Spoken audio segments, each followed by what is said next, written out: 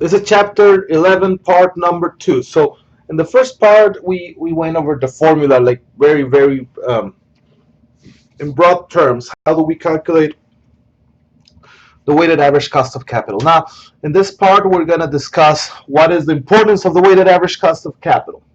I mentioned this earlier. The weighted average cost of capital is like something like the rent we need to pay in order to use the funds that are provided by investors, right?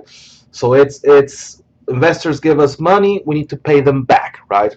So sometimes the weighted average cost of capital might be high if you're in a very risky industry. For example, high tech. High tech tends to be riskier because you can come up with very good, very fancy new products, or you can go bankrupt, right? So if you're a high tech firm, your weighted average cost of capital might tend to be a little higher. Now, if you're a high tech firm and you want to invest in a company that is at a lower risk, industry that is lower risk. Let's say, for example, utilities. Utilities tend to be very stable. Right? They tend to pay dividends. They tend to be something that will not scare us, or will not give us a lot of very high returns, right? So, um, if we're investing in a different project, ideally we need to adjust for risk. That's what we're going to be using a project weighted average cost of capital, right? Also, we have different divisions within the company, right? Uh,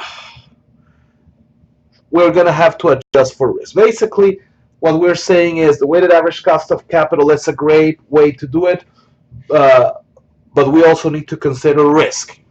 So if we take risk into account, the weighted average cost of capital is going to look like that, like an upward sloping line, very smooth. As risk goes up, our required return should go up. This is similar to the security market line that we looked in the beta chapter. Now, if we have these four different projects, we can see that project A and project B are good projects, right? And project C and project D are not that good, right? How do we determine if a project is good or bad? Well, we're going to determine that if the return is greater than the required return from the blue line, right? The blue line is the minimum you need to make in order to be acceptable. If you are above the line, you're making more than what you need to be making, right? Based on your level of risk, based on this x-axis, you are making more, right? For example, for project A, you see this orange arrow right here. Uh, you should be making this, but you're making way more than that, right? Project A is very attractive. Project B as well, C and D, not that much. Now, that orange line, this is the firm's weighted average cost of capitals. We see the label right there.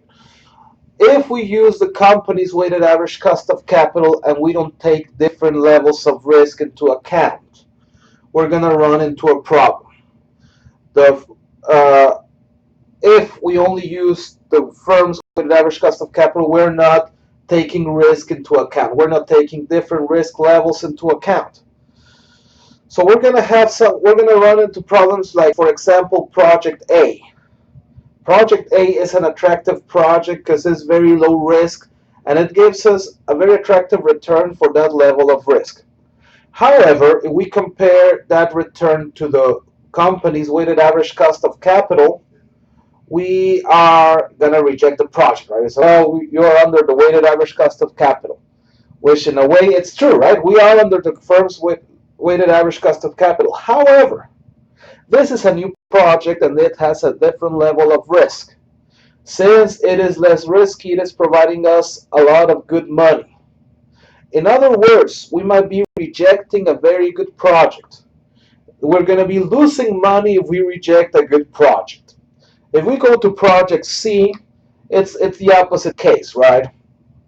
If we take risk into account, the return is not that attractive. However, if we take that and compare it to the firm's weighted average cost of capital, we are going to have a higher return. Now, is that a good thing? Well, not really, right? Not really. And project C should not be accepted, right?